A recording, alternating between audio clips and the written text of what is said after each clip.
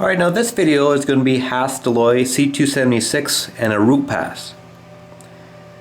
So the welding in the video is something that interests you and you want to learn how to weld nickel alloys. This is where I go. I go to GRB College of Welding and I've been going there since 2008.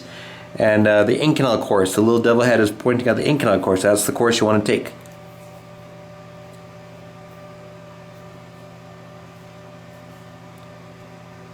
Now this little device that's sitting on the pipe there, that is a purge monitor. It is a Huntington Fusion purge monitor. This is a handheld model. I have 3 of these models, and I have the 300 nano and also the 300 free flow. So I have about $5,000 or $6,000 worth of purge monitors. Each purge monitor is a little bit differently. These handheld ones they read in percentage. They read the atmosphere and they read in percentage. And there's also the 200, which I don't have that one, but I can't remember the requirements of or what the 200 covers. You have to go to the Huntington's website or their Instagram page. They're also on Instagram. And but I do have the 300 nano and free flow, and those are for more precise, more particular kind of welding. You know, whenever I'm practicing titanium, then I'll use those purge monitors. When I talk about being very precise, I mean they read 999 parts per million and less of oxygen, and they'll read like, say, like 999, 998, 997, 996. They're very, very precise in their increments. This particular handheld monitor, the 100, I have 3 of the 100 model. They read in percentage of the atmosphere. Say in the room I'm in right now, this is about 20 or 21% of oxygen. They read, they're not precise like 999, 998, 997. They're not precise like that. They'll say like a 0.09, 0.08, 0.07, which is 900 parts per million, 800 parts per million, and 700 parts per million, but they're reading percentage. But they're very, very good. I really like them for they give me a general idea, but I also really like them for larger pipe. Very good for troubleshooting. I bought the handheld monitor when I first started, when I was on a job and I was welding 18, 20, 24 inch stainless steel pipe. And I figured, you know, I got to get a handheld monitor. This thing's going to be great and I need it, and it was incredible. And basically I could walk up to the pipe at any moment, turn on my purge any moment. I could read the atmosphere, the amount of oxygen in percentage, the atmosphere inside the pipe at any moment. I could cut down my purge times. Say if what I'd often do is I use the purge models for troubleshooting, but what I do quite often is I'll if I'm doing a large pipe, I'll route 1/4 of the pipe. I'll spin the pipe around 180 degrees. I'll weld another 1/4 of the root pass, so I have half the root pass in. And then basically I'm using the same purge inside the pipe. Then what I'll do is I'll cut all the tacks, I'll prep the starts and stops, and then I'll tape it back up, and then I'll let the purge come back. And basically it trims down a lot of time. And this is where these handheld purge monitors that read percentage, that's where they come in handy. Now I'm going to show the root pass here. This video is just for practice. It's just a practice video. So I'm going to have, there's going to be heat tint, there's going to be blue. Basically it's oxide formation. I'm not concerned with that. The way I practice, say if I'm going on a job site, say, and notice the heat tint, the blues, some gold color, 60 parts per million of the gold colors, maybe 100 some whatever for the blues, that sort of thing. But when I practice, say if I'm going to a job, say a job starts on Friday. On Monday, I'm going to be, just to get my hands back into it, I'm going to be practicing on Monday. It's going to be very rough practice, and the practice is just getting my hands back into the metal. Now, I don't have a job to go to welding nickel alloys. This is just for practice because I don't get rusty, and also for the sake of making a YouTube video. But basically, Monday I'll be doing rough practice. I'll just be getting my hands back into it. Tuesday come along, so I'm going to tighten up, the purge quality. I'm going to be very precise about the purge quality. I'm going to be very precise about cleanliness. I'm going to be precise about the amount of energy for the heat I expel into the material, preheat, all these kind of things. I'm going to be very precise. But this particular video here with the oxides on the root pass there, this is just a very general practice, just a rough practice, and it's basically it's just for the sake of practicing. Also, to change up the welding technique, I'm using right now I'm using a looking through the gap technique. This particular technique, I was shown this. I was taught this technique at a pipe fabrication shop that I worked at a couple years ago. The superintendent showed me this. His name is Mike Ho, and he's just incredible, very incredible TIG welder. And so I was very fortunate to be at the right place at the right time, and I got shown this particular technique, this looking through the gap technique. I don't know the precise name. I don't even know if it even has a name, but it just looking through the gap. I don't know it, but it's just an incredible technique. And I remember I was doing stainless and nickel alloys, at home. I had those tickets. I was practicing those. I was working as an employee, and I was welding carbon steel, 6010 root, 718, some minor carbon TIG, and I wanted to learn. I wanted to spend more time practicing. I wanted to spend more time at GRB College of Welding, taking more training courses. I wanted to spend more time practicing there, and I wanted to, use my different welding tickets. And I figured, if I went as a rig welder, then if I want to weld stainless or nickel alloy, then I can go out as a rig welder, and I can start taking jobs with these. But the exception is that in order to take these jobs, I had to spend more time at GRB College of Welding training and testing and taking courses and practicing. So that's the reason why I kind of left the fabrication shop that I was working at, and that's the reason why I went out as a rig welder, just so I could spend more time training, taking courses, practicing, testing. And basically, as a rig welder, I'm working for one company. They want me to weld stainless. I work for another company. They want me to go pipelining. Work for another company. I'm welding nickel alloys. Work for another company. I'm welding aluminum. So basically, I have to figure out how I'm going to jump between all these different metals. And basically, I need to spend more time in training facilities, practicing. And the money I make from rig welding, I can buy more metal. I own probably about $6,000 worth of titanium, 2-inch, 4-inch, 6-inch, Schedule 10, Schedule 40. I own some 8-inch, 4-inch aluminum, a lot of carbon steel. I own a bunch of large sizes of stainless, 20-inch stainless. 14, 12, 6, 8, 2, 4, 3. I own Hastelloy, this 10-inch in the video. I think some 8-inch. I know I have a 6-inch Schedule 40, which is about $3,400 for a 4-foot length. So I have a lot of this pipe, like the titanium was about $6,000 or so.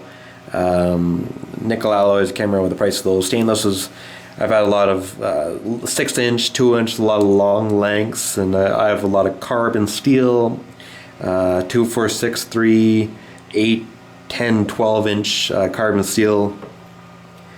But the purpose of all these metals is that it's nice that you can do whatever you want with them. You can practice, you can wreck them. That's where I learn the best is when I'm practicing and I wreck the metal.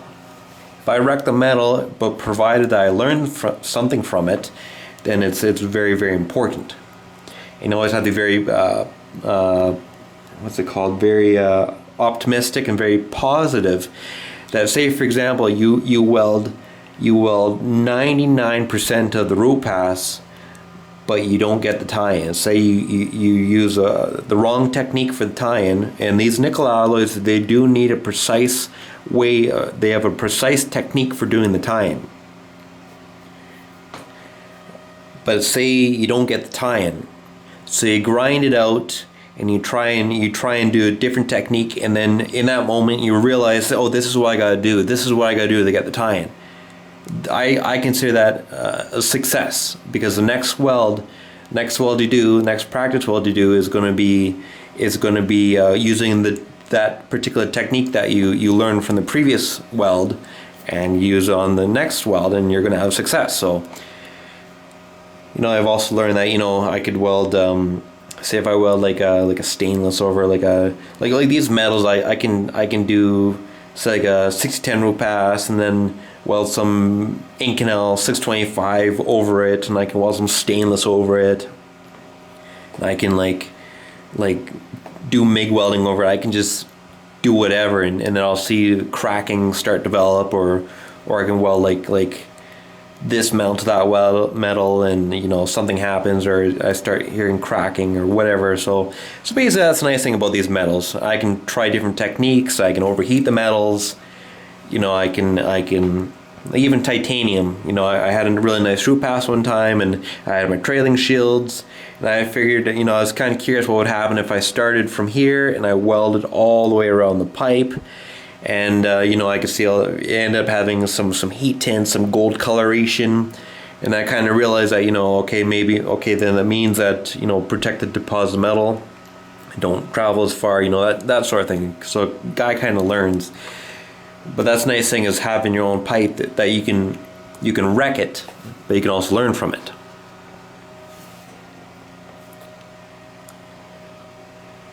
Now these nickel alloys, I'm using a brake surface tension technique. Basically, I'm looking through the gap, but I can also change up. I can look at the leading edge, open the keyhole. I'm going to look down at the leading edge, say. And the external leading edge will turn to a liquid. A split second later, the internal leading edge will turn to a liquid. Take the tip of the fill metal and you just touch the weld puddle on the internal leading edge. Once it is liquid, you can hold the everything. You can hold the fill metal held to the weld puddle with the TIG torch on the opposing side on the outside. It's like a tug of war, basically. It's like a tug of war between the TIG torch and the fill metal, basically. Surface tension will break, and you can move up to the leading edge and repeat the process. Basically, when you do these welding, you figure out what the intricate mechanical parts of the weld are. You figure it out in its most simplistic form, and basically you figure out what movements you need, and then you figure out what you got to do, and then that's what you do. Like this nickel alloys is a very simplistic pattern that I follow. And also with brake and surface tension, if I want to break the surface tension between the tip of the fill metal and the weld puddle itself, I could just take the TIG torch and move it up to the leading edge, and that'll break the surface tension between the tip of the fill metal and the weld puddle. Now, on 2-inch it can be sloppy. I could just dab, and of course that breaks the fill metal, or that breaks the surface tension between the fill metal and the weld puddle. But you don't want on larger pipes, 6-inch, 10-inch, 12-inch, whatever. You want to be more precise, more basically more controlled with your welding, welding technique. Basically, adding the fill metal. The fill metal is a solid mass, and it requires X amount of energy the breakdown from solid to a liquid. And your weld puddle is a liquid. X amount of energy remains it's liquid. If you take the solid mass of fill metal and add it to the liquid mass of the weld puddle, the amount of energy that it keeps the liquid weld puddle liquid it chills out, it starts to solidify the tail end, and now the energy is now used to try and break down the solid mass of fill metal into a liquid. And it's but it's kind of like the solid mass is a heat sink. Like if you're welding carbon steel or stainless using continuous feed, if you want to chill your weld puddle, you keep the solid mass of fill metal in the weld puddle and it chills out because the solid mass is a heat sink. Also, size of fill metal and everything, but the other thing is that you want to be very particular. You need to think about what you're doing, because the solid mass is a heat sink. You don't want to agitate the weld puddle. The way you agitate the weld puddle is you remove the fill metal away from you remove the solid mass of fill metal away from the liquid mass of the weld puddle, and that'll agitate the weld puddle. And the way it does that is you keep adding metal to the weld puddle, and then you remove the heat sink, and the weld puddle can't solidify. So the weld puddle gets larger and larger and larger, and remains liquid, and you're not allowing it to solidify because you keep removing the heat sink. Quite often, when I first was practicing at home on these nickel alloys, I would always see that if I removed the solid mass of the weld puddle, or sorry, if I remove the solid mass of the fill metal, if I remove the fill metal away from the weld puddle, me breaking the surface tension with the fill metal, then I would see the puddle kind of vibrate. You know, it's like that spider. If you go on like YouTube here and you type in like crack spider or whatever, and it shows you the different spiders are on drugs on it and everything. And I think it's like the caffeine spider or something. It's one of the spider. One of the spiders, it might be the cocaine spider or something. Like they add little drops of whatever to the spiders, and then they kind of see how the spider forms this little web there. And I think it's like the caffeine spider, wherever, is just vibrating. Is just vibrating like crazy. That's basically what your nickel alloy, your weld puddle is going to look like if you take the fill metal and you remove it away from the weld puddle. It's just going to vibrate on you. And it just kind of agitates, so that's why you want to just have the solid mass in the weld puddle, and you allow the surface tension break, allow the weld puddle to break its own surface tension, to pull fill metal off the filler and fill up the keyhole, and then you move to the leading edge. Or else you just move the TIG torch up to the leading edge and break surface tension automatically, but provided it's not between the fill metal and the weld puddle itself. You know, it's very hard to do commentary. I'm just kind of rambling, like I'm trying to figure out what I'm saying here, but it's just kind of just rambling. Because it's like sometimes I could say like weld puddle, and then I say fill metal, and I say no, break surface tension here, and oh, it's just a disaster. And I'm kind of running out of time here, but with these nickel alloys, the way that you know you have a perfect purge, a very good purge, is you look at the weld puddle. If the weld puddle is glossy, shiny and clear, then you have a very good purge, less than 100 parts per million. However, if you have a worse purge, if there's a fair amount of oxygen inside the pipe, over 100 parts per million, then it'll appear that you have like sand in your weld puddle. Like stainless, it'll appear that you have like pepper flakes in your weld puddle and such, but if you have over 100 parts per million, then you'll have like little granules of sand in your weld puddle. If it's say like 0.50%, if you handle a purge monitor like 5,000 parts per million, that's going to be like a sand. The whole weld puddle is just going to look like you're welding through sand.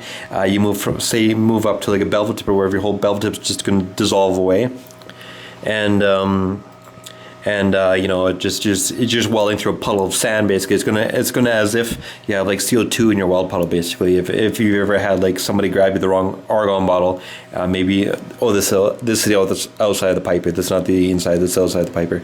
But in case somebody grabs you like an argon bottle with CO2 mixed in or whatever, just by accident, that's pretty much how it's going to feel if you have a fair amount of oxygen inside the pipe and a lot of sand. But basically, when you're practicing, if you don't have a purge monitor or whatever, and you strike an arc, you can get an idea, you know. And if you don't have a lighter or whatever, and a purge monitor is much handier than a lighter, because lighter will say you're getting this thing, the flame will go out, but the purge monitor says no, you got this much oxygen inside the pipe, and your weld puddle will still be kind of not clean and not glossy, not shiny, not clear. You know, so that's where purge monitors are really handy. But anyways, these nickel alloys, as long as it is clear, glossy, shiny weld puddle, then you're on the right track basically for you're going towards a high quality purge. And also, more of the root pass that's done inside the pipe, the bottom's going to be the worst. More of the root pass that goes inside the pipe, you go up the right hand side, you know, the left hand side is going to be looking even better. You know, the more the root pass is closed, the better root pass, or the better, basically the shinier the other opposing side of the pipe will be. I'm just trying to race here because I'm running out of time to talk here. I'm thinking here. Also, if you do the root pass is going to be X amount of parts per million of oxygen. Say you have some blues or purples or whatever, some heat tint, whatever, some gold, whatever. heat effect zone, the width of the heat effect zone and the root pass, amount of energy expelled from the root pass. Once you go to the hot pass, when the whole root pass is completed, you go to the hot pass. Oh, don't use masking tape, it's no good. I didn't have any aluminum tape, I had to use masking tape, but when you do the hot pass is going to be much higher quality parts per million, much less parts per million of oxygen. So is also going to have a little bit wider heat effect zone than the root pass. So it's going to heat up the root pass, so it's going to have the heat there, and it's also going to have a far lower parts per million of oxygen. So it can actually dissolve and remove some of that coloration that you put in from the root pass. You'll have better coloration at once the hot pass is in there, provided you have lesser parts per million of oxygen, and it heats up the zone that the root pass heated up. So I'm just showing this part of the root pass here. I'm just showing this just the show buildup, uniformity buildup. And then next I'm going to show two pictures of what's it called? Two pictures of the root pass with 1/8 fill metal, just for comparison reasons, just to give a person an idea of how much buildup there is. But just take a look at this root pass here. I'm just showing the amount of buildup. It's not a whole lot of buildup. It's zoomed in, but it's not a whole lot of buildup. You can also tell looking at different areas of the weld here where there's a little bit of mismatch. You can kind of see the weld puddles just sink down a little bit. It's just with a mismatch. If there's a little bit of mismatch, it'll kind of stick down a little bit. But this is a 1/8 fill metal, just showing on the weld here. And now this is another shot of the root pass. You can also kind of tell, say before you start welding, what you can do is you can run the grinder through and make the whole gap uniform. I didn't do that when I started. It's very close, but I didn't do it when I started. I just kind of weld from tack to tack. As you saw what I was doing, I was just kind of welding from tack to tack. Say for example, say it's closing up on me, then I'd weld from this tack to that tack, remove the tack, and then run the disc through. So if there's instances, this is the bottom there. Right there is the bottom. So if there's instances, and this is going to the left hand side, if there's instances where the root pass is a little bit narrow and then suddenly it's a little bit wide on the restart, that's because it closing up, and then cut the tack out and then restart the weld after the grind just went through. This is where it gets its width. Coming up to the tie-in again.